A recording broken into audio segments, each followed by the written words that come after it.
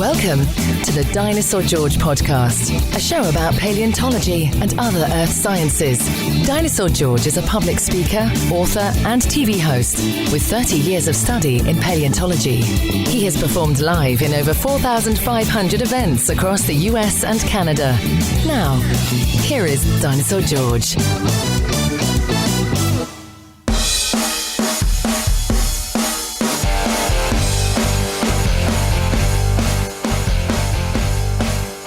Well, hey there, everybody. I'm Dinosaur George, and welcome to podcast number 108. In this podcast, our featured creature is actually going to be the first Saudi Arabian dinosaurs. That's correct. They have finally found dinosaurs in Saudi Arabia. And to tell us about it, we have an interview with Dr. Benjamin Kear from the Uppsala University in Sweden. We'll do a little bit about the Ask Dinosaur George segment if I have time at the end. And then I want to give you some update on my next appearances with the Traveling Museum. As a matter of fact, why don't I just do that now? When I get to the end of this, by the way, I want to play a short clip of an interview I did with some of the guys that work for me. Well, actually, the two guys that work for me in the Traveling Museum. And I'll play that in a second. First, for any of you in Texas, here is where my Traveling Museum will be found. In Post, Texas, on September 30th and October 1st, the Post Texas Chamber of Commerce is bringing us in. I know that on October the 1st, it is open to the general public. So if you have anyone that lives in or around the Post Texas area, stop by and see us. These next stops are all going to be at elementary schools. But usually these schools open the exhibit in the evening to the general public, so you don't have to be in this particular school or have a child in this school. If it's just somewhere close, swing on by. October 4th, it is in Bowles Elementary in Frisco, Texas. October 6th, Sem Elementary in Frisco, Texas. October 11th, Fisher Elementary, Frisco, Texas. October 13th, Nichols Elementary in Frisco, Texas. October 19th, Norths Elementary in Frisco, Texas. I'm sure you see a pattern there. The reason for that is when school districts get together and help us figure out a way to see a bunch of them while we're there, we give price breaks. So if you are in a school in Pittsburgh, Pennsylvania, and would like to see us, certainly we can try to make it up there to see you and see a whole bunch of you while we're there. Let me get back to the other stops. October 21st, Mooneyham Elementary in McKinney, Texas. October 25th, Field Store Elementary in San Antonio, Texas. October 28th and 29th, Rock Prairie Elementary at College Station, Texas. October 31st, Greens Prairie Elementary in College Station, Texas. And then November 2nd, South Knoll Elementary, also in College Station. So for any of you anywhere in the United States, if you're interested in having our Traveling Museum come to your school or to your city, have a representative contact us, and we'll try to figure out a way to do it. Now, let me play you a short little segment to introduce you to the two guys that actually make this thing happen when we travel. Okay, so one of the things we do is we have a traveling museum, and I wanted to give you guys some behind-the-scenes information about the two people that make it possible. Setting up this exhibit is incredibly time-consuming. It takes us anywhere from 3.5 to 4.5 hours to set up. So I wanted you guys to meet them. First, this is Nicholas. Nicholas Barnes has been with us for how long, Nick? Going on about 2 years now. So how do you like it? I love it. It's one of the best jobs I've ever had. You know, did you think that in your career you would be doing dinosaur bones? Never a day in my life. Where are you from originally? Originally, I'm from Maryland. I moved to Texas from North Carolina. That's cool. And you're a Golden Gloves boxer, right? Correct. Do you miss doing it? So much. I think about it every day. You know, of course, you're dealing with kids, so it's technically the same thing, right? Pretty much. Do you find that the traveling is tough? That's actually probably my favorite part of the job. Because Really? I'm in a different area, different city, get to see different faces and different things. It's not the same constant thing all the time. So I like it a lot. That's cool. We travel a lot. We're on the road a lot, and we were just looking at our schedule for October. and we realized we're going to be in hotels 15 straight days in a row in the month of October, so that's how much we travel. So Nicholas, one of the things that he does is he runs the gift shop for us. He takes care of that. Well, he also helps us set up and tear down the exhibit. He's the youngest of the three of us, and he's the strongest, so unfortunately, he gets stuck having to do all the heavy work. I am the eye candy for the company, so I shouldn't be working. I should just be there to look attractive while you young punks do everything else. So Nicholas is the newest member, and like I said, he's been with us for quite a while, and he has seen every end of the spectrum, and it's really kind of cool to see how you've embraced this, because like you said, who would have thought you'd be doing dinosaurs? That's crazy. And the other person that has been with me the longest is Chip Davis. We call him Jurassic Chip. Chip has been with me the longest. Before we had the museum, we were in the store. So, Chip, tell us about you, man. Well, I was born in San Antonio, Texas. I've lived there most of my life. I moved away for a little while when I was younger. I lived in Ohio, Indiana, Illinois, Wisconsin, pretty much all over the Midwest, and then came back here when my parents split up. So when I used to have a store, and that's where we met Chip. And so he worked in the retail side of it. But then when we developed this traveling museum, I can remember sitting down telling you we're going to do this museum. How nuts was that? It was insane. It first of all, it's one of the best ideas I've ever heard. Having a traveling mobile dinosaur museum, I couldn't get on board quick enough. It was cool. Now, when we first started doing this, it was just you and I. Yeah. Remember, what was the worst part of that? We were in Dallas, and while we were up there, this big snow and ice storm came through. And so we had to actually cancel a couple of gigs, but we did have a museum set up there. And while we had the museum set up, there's snow and all kinds of stuff falling outside, and the event is over, and now we have to pack up the museum and put it in the trailer. And there's snow coming down. The trailer has a big ramp on it. Snow was getting all over the trailer. It was getting slippery. So George and I are standing out there with a broom trying to brush off snow, pushing these things up there. And the worst part about all of it is not but 20 feet away from us, there are kids having the time of their life, throwing snowballs, riding sleds. I mean, these kids were just having a ton of fun. And George and I are struggling our butts off to try to get all this stuff in there. It was just a bad scene. You know, that moment was one I'll never forget as well. But the worst thing I would say is when we first started doing this, we used to have to rent a Ryder truck. And remember, there's only two of us. This exhibit covers about 4,000 to 6,000 square feet, so it's big. So travel down memory lane and tell us about the truck rental stuff. Oh my God. Every time that we would book a museum, we would go and pick up the truck, load all the museum pieces inside the Ryder truck, go set up the exhibit. After the exhibit was over, we bring the truck back, unload the entire truck that night, even though we had just broke down the museum, unload the entire truck, put that away, go return the truck. And the truck itself was the biggest nightmare. Now, George, you drove that thing, and it was, you couldn't hear yourself think inside of that truck. It was horrifying. And the biggest problem with it is a lot of these crates, well, all of these crates are so heavy, it always takes two people to pick them up. And we used to have to stack them sometimes 3 high to fit in that truck. So it was unbelievably backbreaking to do it. But the all-time worst part is those trucks had these electric gates, these lift gates, or hydraulic gates, not electric, but hydraulic gates. And the problem with these lift gates is the crates barely fit on them. There was an inch of space left. But when you turned on the lift gate, it would lean forward for a minute and then lift up. So you had to be out there to catch it to make sure things didn't fall off. It was the biggest nightmare. So now when people see this exhibit, they're amazed by it. But I got to tell you, when it started, and it was only 2 of us, it's a miracle we survived. So now with Nick, it makes it easier. And the fact that we have a new trailer where we don't have anywhere near the trouble of loading and unloading. It's a little bit different for us now, but it was an event. Well, anyway, anytime you guys, if you ever get a chance to come in and see the exhibit, you got to come in, meet the guys that make it all possible, because I'll be honest with you, I I mean, it doesn't matter what kind of an idea it was. It could have never been pulled off if you don't find the right people. And I'm very fortunate that Nicholas and Chip are working for me because they all have an appreciation for this stuff. They work great with kids. That's the hardest thing. But also, it's backbreaking work. And the greatest pleasure for them is they work for me. Right, boys? Sure, yeah. Yeah, go with that. Now they're both fired. All right, that's a couple of the guys that work with the Traveling Museum, Chip and Nick, and I tell you, I could not do it without them, so I really appreciate them.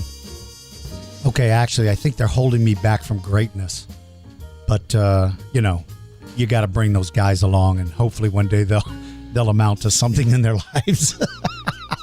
When they hear that, they'll probably both quit. Anyway, when we come back, we're going to hear an incredible interview with Dr. Benjamin Kear, who's going to not only talk about the first discovery of Saudi Arabian dinosaurs, but a lot of really cool information about fossils from Australia and fossils from where he's at there in Sweden, and then also talks about some other locations. So stick with us, and I hope you'll hang around and hear the interview. Do you or someone you know like prehistoric life? Are you looking for that perfect gift for the dinosaur lover in your family? Our web store is filled with hundreds of replica claws, teeth, skulls, and more. Start a collection of your favorite animals today. Tyrannosaurus teeth, raptor claws, ice-aged mammal skulls, and more can be found in our catalog. Our prices are very affordable, and we don't add hidden or excessive shipping or handling charges. Visit us at store.dinosaurgeorge.com. It's time for our Feature Creature segment. If you would like to suggest a creature, go to dinosaurgeorgepodcast.com and post it in the comments section of this episode, or email us your suggestions to contact@dinosaurgeorge.com. And now, our feature creature. Dinosaur fossils from Saudi Arabia are incredibly rare. It's not that there weren't dinosaurs living in that region. It's just that land formations that hold their bones are not as easily accessible. So to tell us about these rare discoveries is the curator of vertebrate paleontology from the Museum of Evolution located in Uppsala University in Sweden. This is Dr. Benjamin Kear. Dr. Kear, welcome to the show. Thank you very much. I appreciate you taking time out of your busy schedule to talk to us. Now, before we talk about the discoveries, can you tell us a little bit about yourself? Well, I'll start off. I'm not Swedish. I'm actually from Australia. So I started my career off working down under, basically working out in the outback in Australia in the desert, digging up opalized dinosaurs and opalized marine reptiles and things like this. I came to work in Sweden through various reasons, but I've got a huge interest in polar faunas from the age of dinosaurs. So the animals that were living at the North and South Pole, millions of years ago when dinosaurs were on the land. And so this has kind of brought me to the Northern Hemisphere, where I actually now work largely in polar places like Greenland, which is the main region I'm working now. But in between, I've also, obviously, to understand life at the poles, you want to understand what's going on at the equator. So to look at dinosaurs that are living in the North and South Pole, you need to understand what types of dinosaurs are living in between. And this is where the Middle East comes into it. So the idea is, in the quest to understand Gondwanan dinosaurs, this is dinosaurs from the southern continent, the northernmost part of this is the northern strip of Africa and the Middle East, which is part of the African landmass. So the idea was to go there and start to look for the bones and traces of ancient sort of marine reptiles and dinosaurs, and that's what we found. Well, jumping back, because you touched on it, and I'm fascinated with it, I've had the opportunity in various museums to see some of these opalized dinosaur bones that had come out of Australia. Can you explain to the listeners what that means? Because when we think of opal, we think of jewelry. So what does that mean that you found opalized bones? Well, the basic thing is when you go into a shop and you buy a piece of opal, which is in like an earring or something, or a ring or like a keychain or something like that, 90% of the time, this is actually cut out of a fossil. And what happens is Australia, let's say about 80% of the world's gem quality opal comes from Australia. And almost all of it comes out of ancient seabed deposits or coastal margin deposits from the age of dinosaurs, more specifically from about 120 to 110 million years ago. This is the Cretaceous period. During that time, Australia was way down at the South Pole and still attached to Antarctica. And what you had was an inland sea, which was actually freezing. There was icebergs floating around. It was very, very cold. And there were dinosaurs and marine reptiles living there. And they would just imagine this is kind of like plesiosaurs, these animals like Loch Ness monsters, and they're living under ice for at least half of the year. The dinosaurs running around on land are living through months of polar darkness. So it's a unique and bizarre place. What actually happens is after these animals die and their bones become buried in sediment, either at the point of burial, and this is actually disputed, there's big arguments to try and understand how the opal formation goes on, either at the point of the time it's buried, there's microbial action going on. And this is more or less replacing the original, let's say, calcium phosphate, the original material that the bone is made out of, replacing it on a molecule-by-molecule level by hydrated silica, which is basically what opal is. The idea then is you're making almost like a natural glass replacement of the original bone, and the opal simply fills any kind of cavity, and it's a waste product of the bacterial action. The other argument is that the opal is actually coming in much, much later, when all the sediment is compacted into rock, and there you have like a weathering process, because Australia has obviously gone through extreme weathering in the last few million years.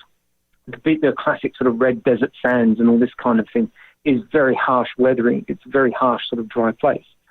And the idea is that this process has actually dissolved the original bones and replaced them by opal. But what you end up with are these absolutely beautiful and quite startling natural replicas, virtually in natural, like a glass almost, of bones of dinosaurs and things like this.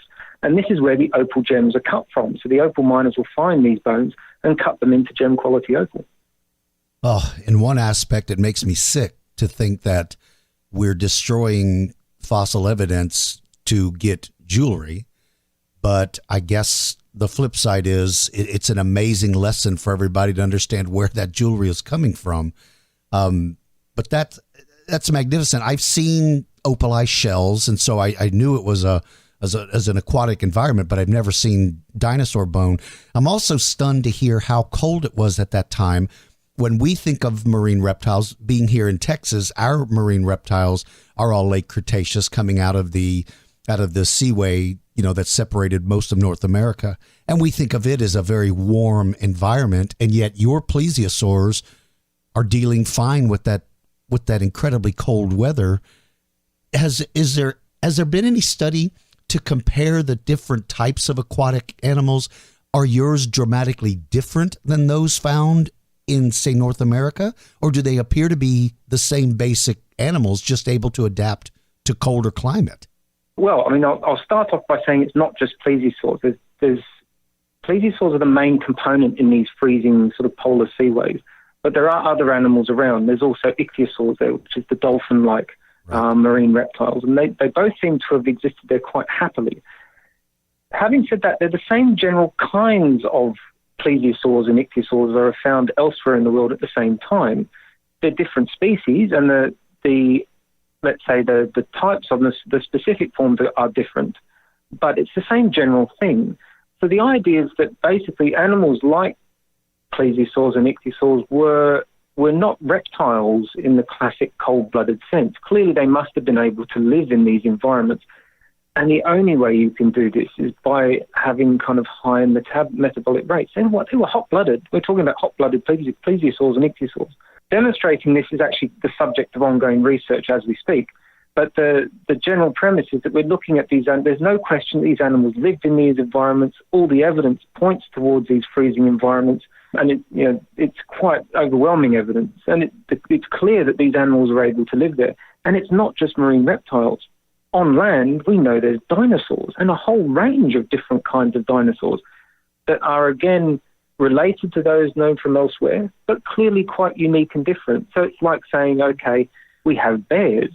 Bears today live both at the pole and at the equator. And you have different kinds of bears, but they're all bears. It's the same idea. So the thing is, these animals were clearly able to live there. And they not only lived there, they thrived. They did very, very well. They're very common. Wow. Yeah, as a child, the books we have, and unfortunately some of the books that are still being made today, portray dinosaurs and all prehistoric life as living in a hot, humid, muddy swamp environment. And here you are studying dinosaurs that dealt with incredible cold, incredible temperature changes, and then yours ended up becoming jewelry. It's fascinating when you think about how far paleontology has come with knowledge because of research and study by people like yourself. Now, you also commented that you're digging in Greenland. What was the environment like, say, during the Cretaceous? Was it as dramatic a swing as we've seen in places like Australia? Well, the general idea is that basically, the age of dinosaurs, the Mesozoic as it's classically known, is a very, very long period of time. So throughout this period of time, obviously the climates and configuration of the continents change dramatically. So you can imagine that it's not always going to be like the Bahamas. It's not always going to have the swaying palm trees and hot weather. Obviously it changed, and we know that the early parts of the Cretaceous, the same time frame where we have these opal deposits, there's a global drop in temperature. We know it gets colder. What happens after that is it gets warmer, and a lot warmer, and you have a huge kind of sea level high stand. The seas flood onto the continent, and you have this huge radial sort of massive flooding of these vast inland seas all over the world. In Greenland, the rocks that are exposed are of a different time. So the Cretaceous rocks that are known from Greenland are pretty sparse. They've produced some fossils, but nothing like the marine reptiles or anything like this. What we're actually looking at in Greenland is the dinosaur, if you want to say dinosaur times, but from the very beginning of the age of dinosaurs. We're working in the Triassic, the first part of the age of dinosaurs. And what we're trying to track there is the first emergence of marine reptiles into the sea. Why does a reptile go from the land and get into the water? When does this occur? Why does this occur? And how does this occur? This is the question that we're tracking there. And the idea is to go for rocks at the very, very beginning of the age of dinosaurs, 250 million years ago. And this is more or less what we're working in Greenland. But we also take a jump to the end of the Triassic, which is a very important time because at that time we can see a transition from assemblages or animals that are living on land, including a whole range of crocodile-like creatures, as sort of relatives of mammals and this kind of things. And all these weird and wonderful animals are replaced by faunas that are dominated by dinosaurs. This is the birth of the dinosaur world, and it occurs at the very end of the Triassic and beginning of the Jurassic. And these rocks are also preserved in Greenland, and that's what we're interested in looking at as well. What was this world like? It was actually a desert. So the idea is it's very harsh, very dry, and these animals are living in a big desert plain that stretches from Greenland all the way through Central Europe and is on the edge of a huge seaway called the Boreal Sea, which stretches from about 30 degrees north latitude way up to the North Pole. So the idea is we're looking at animals that actually have this unique contact between the lower latitude regions and the poles themselves, so we can start to pick up different signals to elsewhere in the world. That's what we're trying to track. And so what we have is a whole bunch of different creatures from this very early period in dinosaur evolution. And they're certainly new and certainly very interesting, but yeah, a lot of it is yet to be published, which is really exciting. This is new finds. You know, one of the things we don't give enough attention to, and I'm as guilty as this as anybody, we don't give enough attention to the Triassic dinosaurs. We love to look at the Cretaceous because they're the most recent and they're the most popular. But I am fascinated at the journey it takes to end up with Triceratops and Tyrannosaurus Rex and all of the ones that are so iconic. I would love if there's ever an opportunity in the future in your schedule, and I appreciate you taking time out to talk to us now. I would love to talk to you about some of the earlier things, the Triassic and early Jurassic things that you're finding. I would love the chance to talk to you about that because I think people would be fascinated at how we ended up with, and again, when I say people, I'm talking about the average person or the young people that haven't had a chance to look into a great amount of information. I would love to hear you tell us some of the things you're finding. especially from those early dinosaurs. Now, absolutely, it'll be great, but just give us a little while until we can actually get this stuff published, because actually we've just come back. I've been back from Greenland for about a week and a half now. So wow. We've just spent our entire summer up there. But yeah, so give us a little while and I'll be certainly happy to tell you more. Absolutely. Well, I'll stay on top, because the way I found you is through what you've published. And for all of my young listeners, let me ask you, as the general public, we hear of a discovery of a new species, but we hear about it sometimes a year or two later. Would you explain to my listeners why it is important that you don't just start talking about a new discovery until you've had time to write the proper paper? Why is it important that you just told me wait until we publish? Why is that important? It's quite simply because we have to be able to evaluate all the available evidence. This is about the scientific process. We need to do it carefully. We need to be absolutely precise about what we're trying to say. And to start off with also, because, for example, with the finds in Greenland, they're still encased in rock. We still can't see all the bits and pieces. We're still, at the moment, they're still in the ship coming back from Greenland. We don't really know what's there. We've had a look at it in the field, but when it comes back, we might completely change our minds. Why these things take so long is simply because of the length it takes to actually analyze and process the data that comes out of these fossils. And the ways of analyzing fossils have changed quite dramatically recently in the sense of new technologies and the way we can approach them. For example, synchrotron scanning or computational modeling. All this stuff can then add to the picture or unravel what we see based on the fossils, but reconstruct these ancient environments and ancient creatures, but do it in a precise manner. But this takes time. To do it properly always takes time. And so this is the delay. The scientific process also involves publication and peer review, meaning that you don't just decide on something and then quickly publish it as a paper and that's it. It actually goes through a process of being evaluated by other specialist scientists, and they will critique the work to try constructively make the science better. So this goes through every single scientific paper that's published, and this takes time as well. So this is why there's a kind of delay on everything, because it has to go through this process of data analysis, data critique, and then eventual publication is what you see is the final piece of finished science.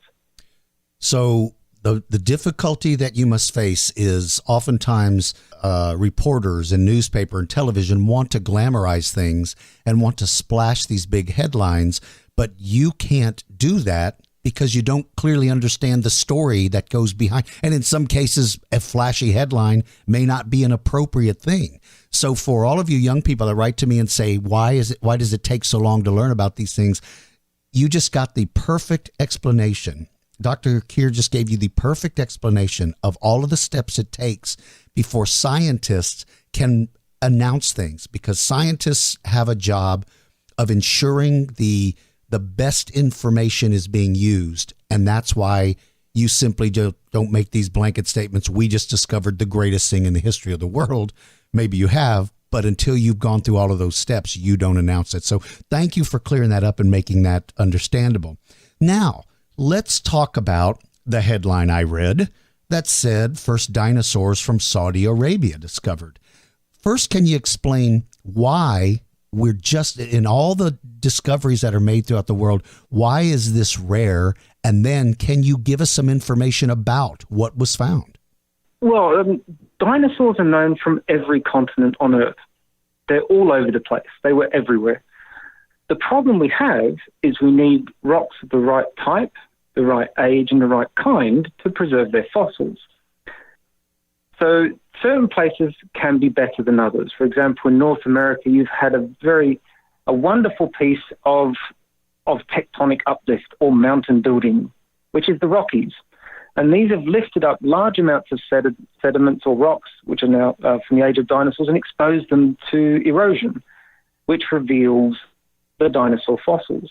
Unfortunately, some places don't have this. For example, where I come from in Australia, it's flat. It's absolutely flat. There's no mountains really to lift up these rocks. So you're reliant on different kinds of erosion to bring fossils to light. the Middle East is the same, and it's part of its geological history. So the Middle East is actually part of Africa. What's happened quite recently, geologically speaking, is there's been a rift zone. This means where you have the two continental bits tearing apart. And this is the Red Sea. It's a rift valley, and it's flooded by the sea now. But what it means is Arabia, the Arabian Peninsula, is tearing away from Africa. But throughout its geological history, it's been part of the same continental landmass. What actually forms the nucleus of Arabia as we see it today is a mountainous region in the west called the Hijaz. And this is a very ancient block of crust. It's been around for a very, very, very long time. What happened through geological time, because this Hijaz region is kind of like the edge of the African landmass, is you've had marine sediment drape over it. And then you can kind of, if you walk from west to east across the Arabian Peninsula, across Saudi Arabia and into Oman, and across from Yemen and Oman into the United Arab Emirates and all this kind of thing, you're actually walking through time.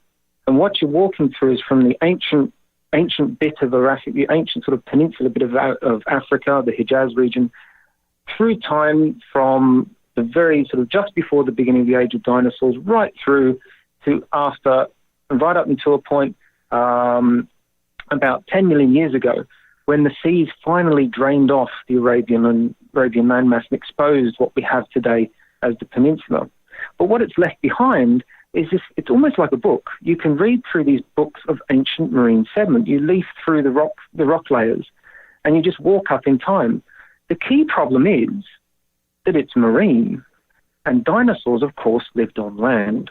So when it comes to finding fossils of dinosaurs, they're not really very common. What you do find is a lot of marine animals, marine reptiles, for example. So the idea is looking for dinosaurs is kind of a tough bet in the Arabian Peninsula. There's not many around. And for a long time, and still now, most of these dinosaur fossils you can largely fit in a shoebox. There's not much stuff to be had. Having said that, the Arabian Peninsula then is this sort of dark spot on the map in terms of dinosaur finds. We don't know much about what was going on there. We assume that it's similar to Africa, but we don't really know. And this is the beauty of why each new find is so important, because it puts a little piece into the puzzle. Okay, that's what's going on in Arabia. This is what it looks like. And that's where these Saudi Arabian fossils came into being. How they were found is we were working in conjunction with the Saudi Geological Survey, which is based in Jeddah. And what we've been doing is looking at various localities, trying to more or less survey the best places to find fossils from the age of dinosaurs. We've started in the Triassic and got lots of marine reptiles. We've moved into the Cretaceous, and the Jurassic is a kind of blank spot at the moment, but the Cretaceous has yielded the find. So what we've got, imagine yourself standing on a beach, which is on the edge of the African, part of the African landmass, and then part of this sort of huge Gondwanan landmass. And about 70 million years ago, you'd be looking out into an inland seaway, which is part of this sort of Mediterranean region and connects to this huge seaway called the Tethys during the age of dinosaurs. On this beach, the surf would have been pounding in, and behind you is the Hijaz region, which is today weathered mountains, but then would have been much, much higher. Living in this mountainous regions are dinosaurs, and as they died, their bones washed down the rivers, out to sea, and then were brought back and landed on this beach, and were jumbled up with the bones of marine animals, bits of wood and this sort of thing, and they were buried. Today, this beach is a couple of little sort of outcrops of rock way out in the desert in the northern region of Midian Peninsula, it's called. It's up near Aqaba, which was made famous by Lawrence of Arabia and all this sort of thing. But basically, we've mined these beach deposits, and what we've turned up are the bones of mosasaurs, these giant marine lizards, plesiosaurs, again, these Loch Ness monster-like things, marine turtles, crocodiles, and a few bones which show that we had dinosaurs. There's two kinds of dinosaurs. One of them is a titanosaur. This is the classic brontosaurus-like animal with a long neck, long tail. But titanosaurs are Cretaceous sauropods. These are the same relatives of brontosaurus, but a different group that lived towards the end of the age of dinosaurs. The other dinosaur is a meat eater, and it's a very particular kind of meat eater called an abelosauroid. And these occur in places like Africa, Madagascar, and South America. This is Gondwanan dinosaurs.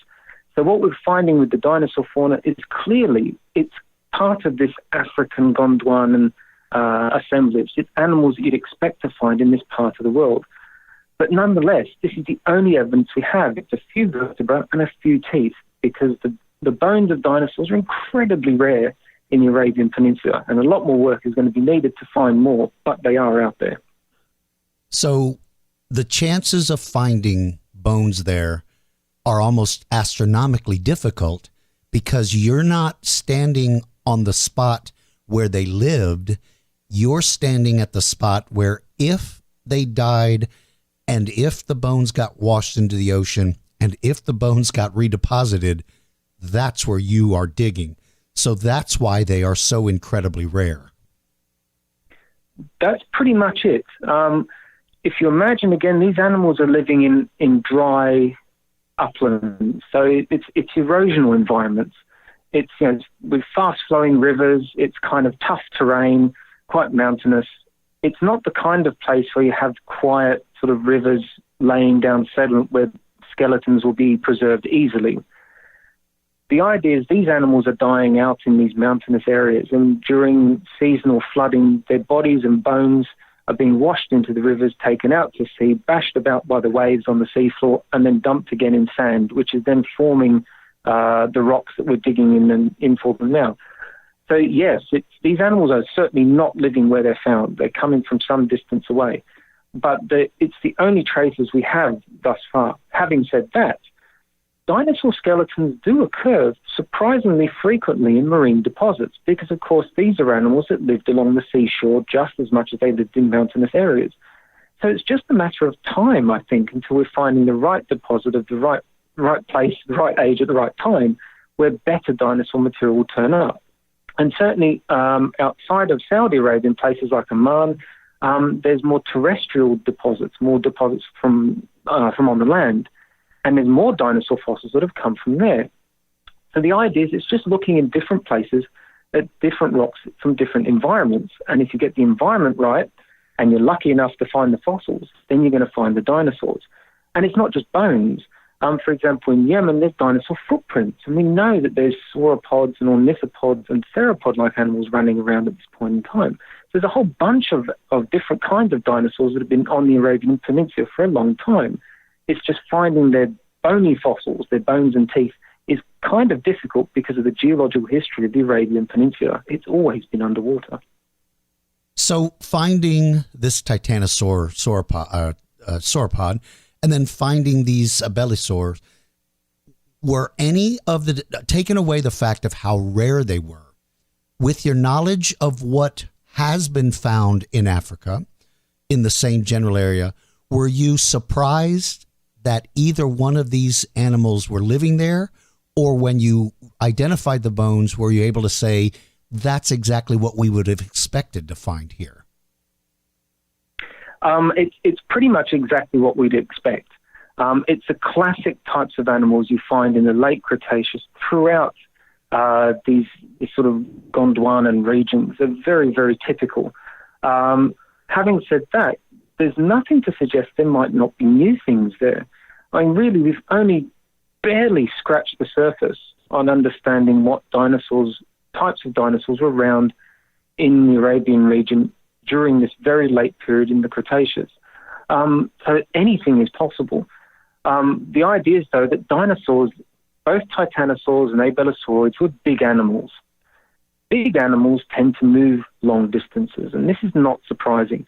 Take a look at the Serengeti Plain today, how all these big animals migrate all over the place in highly seasonal environments. And this is going to be very much the same. It's going to have distinct wet and dry cycles, just like these African environments. And it's going to be no different in terms of these animals migrating. So you expect big carnivores and herbivores to move large distances. And almost certainly that's what's happening. So you're going to expect the same sorts of things. But the idea is that, yes, this is a relatively untouched corner of the world where you could find all sorts of amazing new things, and particularly going back in time, because we know we've got rocks from the Triassic, and we know we've got rocks from the Jurassic, the early Jurassic in particular, which is very, very interesting time frame for dinosaur evolution. The chances are, looking at these rocks in more detail in the future might just turn up some unique and very interesting things from a time frame which we know relatively less about. And there I could expect almost anything. That would be very, very interesting, but that's for the future. Right. So with such limited bones that you found, how is it that a paleontologist would even be able to discern what even family group they belong to? Are there enough recognizable things in the few bones that you found for you to be able to say, this is some sort of sauropod, this is some sort of theropod? Because you've referred to classifying it in that Abelosaurid family. So what is it that you are able to see that allows you to at least have a starting point of who these animals might have been? Well, how this is done is fairly straightforward. I mean, any bone has a particular form. Certain structures will be in a certain arrangement, certain configuration. There'll be a certain size. You'll have certain proportions. Different types of animals can be classified by these features, which we call, in the business, characters. So the idea is you can find any fossil, and what you're looking at are its diagnostic features, those features that can help identify it relative to other different kinds of fossils, other different kinds of animals that we know are around. So the idea is, take our titanosaur vertebra, for example. The shape and proportions of the titanosaur vertebra and the way the articular faces, which is the bits where the one vertebra will articulate or move next to another one. The shape of these articular faces is very, very distinctive, absolutely unique amongst sauropods. So we know immediately what kind of sauropod we're dealing with. It's a titanosaur. The Abelosaurid fossil, our carnivorous dinosaur, is known from teeth. And you can do the same sort of thing with teeth, particularly carnivorous dinosaur teeth, because teeth are used for feeding, and different types of carnivorous dinosaurs fed in different ways. As luck would have it, Abelosauroids are very, very distinctive in the shape and form of their teeth and in the proportions of their teeth. So you can actually take measurements from the teeth of different kinds of carnivorous dinosaurs and look at these proportions and measure and compare them. And you can actually plot this out in a kind of graph and have a look at it. And then you can see that your different kinds of theropods will actually group. So you'll have certain kinds grouping in sort of big pointy teeth, another kind grouping in quite narrow triangular teeth, another group in very long rounded teeth. And this will give you an idea of how you can identify your tooth. And this is precisely what we've done. So we've taken the proportions and taken some key characters from the teeth, and these are, again, absolutely distinctive. They show very clearly that what we're dealing with is an Abelosaurid, a member of this unique Gondwanan dinosaur group. You know, when I saw the images of the teeth, my first reaction was, just solely based on looking at the shape, I thought they look a lot like those flat, narrow teeth of Carcharodontosaurus, which was an African dinosaur. But when a paleontologist looks at it, you don't simply look at the shape and say, oh, that looks very similar. You're actually looking at all of the other details that the average person wouldn't look at. It's like, for instance, when somebody can look at a painting and say, that's beautiful, an artist may look at the painting and say, that was done by so-and-so because I can tell from this and this and this and this. So when you look at those teeth, you don't make the mistake an average person like me would make to pick it up and say, oh, this must be Carcharodontosaurus because it has that shape. You guys are really looking at all of the finer details to help you figure out who this animal, or at least the family that this animal belongs to, right? Well, that's the idea. And as I said before, we have to be precise. We have to be able to test all possible options. So it might look like it, but is it real? Is it really classifiable with this group? And sometimes it's wrong. Sometimes we get it wrong, and that's basically what science is about. It's never about being static. It's always going to change. Always question everything. Make sure it's right. Test the data. What does the data tell you? This is the premise. This is what we're after. And this is kind of where we arrived at with our analysis of this material. The teeth certainly look, theropod teeth to a sort of offhand, first off, look much the same. But when you get down to the details of them, you find there's quite distinctive differences. And some of them are very different enough that you can actually work out what kinds of theropods they were. And it's not just theropods. You can do this with all kinds of animals. For example, the mammalian paleontology, the paleontology of fossil mammals, is almost entirely based on teeth. Teeth preserved very well in mammal skeletons. And so it's the little bumps and lumps, the cusps and troughs on teeth that we use to define mammalian species. Dinosaur teeth are a little bit different. They're not quite as complex. But certainly you can tell broadly what kind of dinosaur you've got from the shape of the tooth and its characters. And that's kind of what this whole science is about. It's by looking at the evidence, evaluating the data, seeing what it tells you, and drawing what hypotheses you can, including saying, I don't know, which is absolutely the most important conclusion of almost every scientific study. When it comes to fossils, we really don't know a lot. Despite now a couple of hundred years of paleontological research, we're only just beginning to scratch away at some of these problems. And we still don't have any answers yet, really. There's always going to be more to find. And this is the really exciting thing about this science. It's dynamic and it's diverse and it's changing all the time. When you say there's so many answers we don't know the answer, or so many questions we don't know the answers to, does it frustrate you that you don't know, or does it excite you that you don't know? I find this is what I'm in the game for, as they say. This is the really fun bit. It's really enjoyable to find that there's always more to learn. This is what being a scientist is all about. Once we stop and say, well, no, this is the answer, then I think there's a problem, because there's always scope to test answers. There's always more questions to be asked. And this is what science is. It's constantly progressing. It's constantly questioning. No answer should be taken as given. Everything is open to interpretation. And it's not just with paleontology. This is science across the board. It doesn't matter what you do. There's always a new way to look at it and new answers to be drawn, new questions to be raised. That's the fun stuff. It's exciting. So you just mentioned that many mammals are identified and given a scientific name based solely on the teeth, because that's all that's found.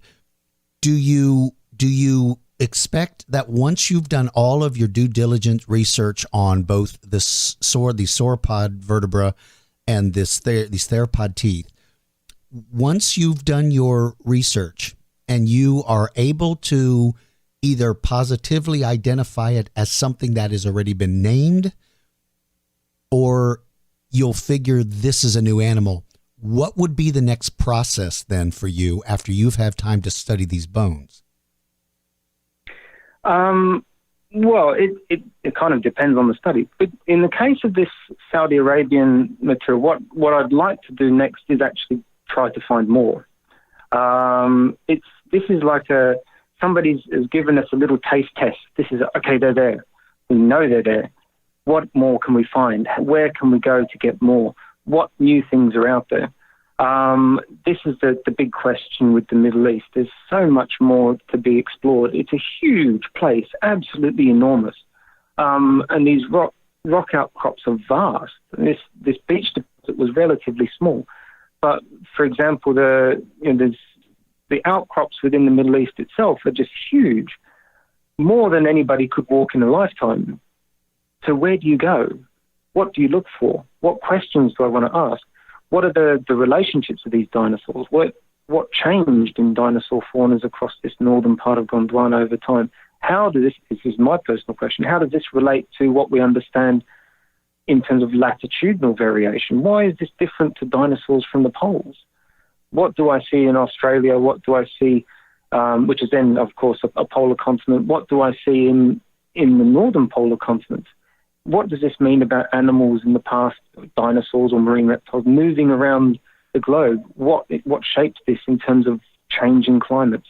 This is really the questions we're going for. Can we unravel the broader processes and environmental and evolutionary change on this planet by looking at our data source, in this case fossils, and try to reconstruct these things.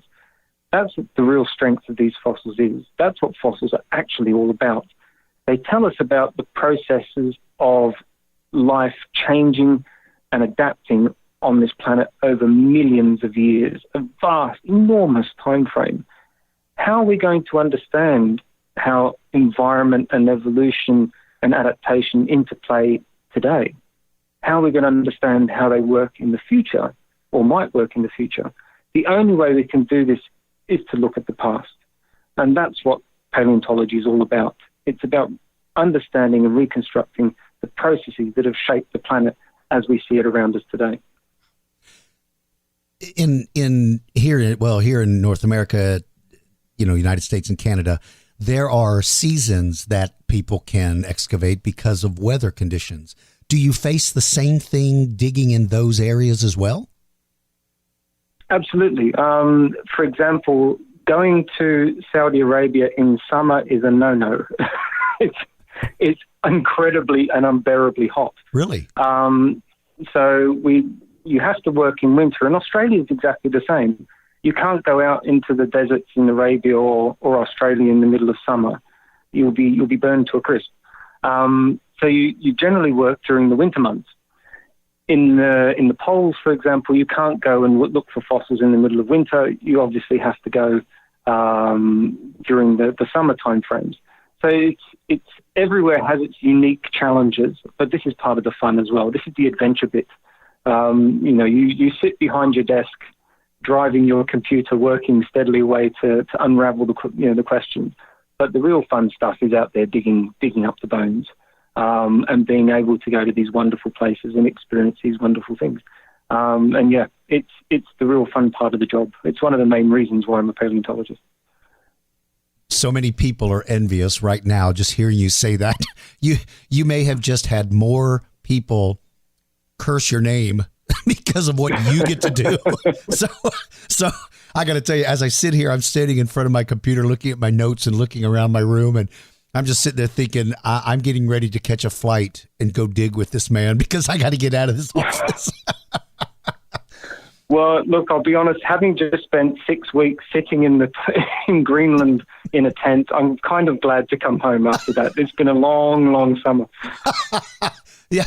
I'm going to be doing an upcoming show about what fieldwork actually is, because I think we have a false sense of it because we get such short glimpses of it. And oftentimes the glimpses we get might even be staged, and that's not even the way it works. We see these images of people having these nice living conditions and sitting down to a big fancy meal. And I suspect that is not what you just finished coming back from Greenland from.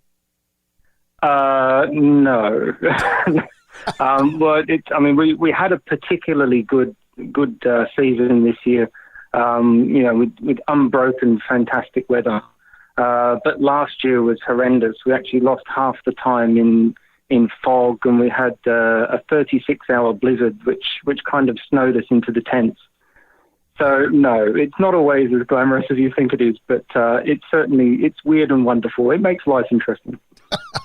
Well, I'm looking forward to your the release of your information of some of the things you've uncovered, and as that comes available, we would love to have you back to tell us about what you found, because I find that just as fascinating. It would be a pleasure. He is the curator of vertebrate paleontology from the Museum of Evolution in Uppsala University in Sweden. Dr. Benjamin Kier, it has been an honor to talk to you. And thank you so much for explaining it the way you did. I think people will come away from this with a much more interested view of the dinosaurs that are coming out of the Saudi Arabian area, and also looking forward to hearing about what you're finding in Greenland. Thank you so much for taking time out. No problem at all. Thank you. It's time to ask Dinosaur George. In this segment, George answers your questions about paleontology.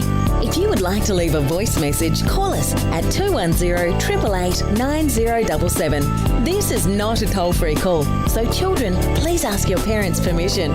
If you would like to submit your question in writing, go to dinosaurgeorge.com and click the Ask Dinosaur George page. Questions are chosen at random and we clear all messages monthly. So if you have a question about paleontology, ask Dinosaur George. All right, everybody, let's answer some of the questions we received from you folks from around the world. We'll start with Frank from Stratford, Connecticut. He said, hey, Mr. Blassing, I hope you're doing well. Thank you, Frank. Call me George, DG, or whatever you like, but I really do appreciate your courtesy, Frank. Frank's question is, what do you think about Ceratosaurus, my favorite dinosaur? Do you think you would have hunted in packs or small groups? Thanks for answering my question, and I hope you have a great rest of your day. Thank you, Frank. I hope your day is going well as well. Ceratosaurus, very interesting dinosaur. Super cool. It must have been hunting in packs if it was bringing down larger prey, because he just doesn't seem to be really designed for much confrontation. So he probably couldn't bring down big things. But all the evidence that I've seen, not all the evidence, most of the evidence I've seen has kind of suggested that dinosaur may have been a pescivore, eating fish, and better suited to be living in rivers and streams. So I would guess that if it's hunting something really big, it's got to be able to work in a group to do it, but otherwise it was perfectly happy by himself. All right, this is from Camden from Brooklyn, Connecticut. Hey, DG, I hope you're doing well. I was wondering if you thought whether or not Carnosaurs had feathers. I believe they probably had small amounts of feathers on their arms as well as a light coating on their back and a mane that may have been colorful. Thank you for your time and have a nice day. Thank you so much, Camden. It's hard to say. You know, we sometimes have knee-jerk reactions when we find feathered predators and we then make the assumption that all predators should have them. It is difficult to say with any sense of certainty until more evidence is found that suggests that some of the larger ones would have been, whether they were feathered. And I don't necessarily know if there's been enough evidence to really support that idea. It's an exciting time we live in, though, to be thinking that any dinosaurs have feathers. So who knows? Maybe one day they'll find all of the big ones did as well. All right, this is from Finn from Stanley, County Durham in the United Kingdom. Hi, Mr. Blassing. I hope I'm not wasting your time, as I know you're very busy. Finn, that is very kind of you to be concerned about it. But let me explain something to you, all of you guys. You are never wasting my time, ever. I feel bad that I can't answer more of your questions, but it's not, I don't answer them because, it's not that I don't answer them because I see them as an inconvenience or a bother.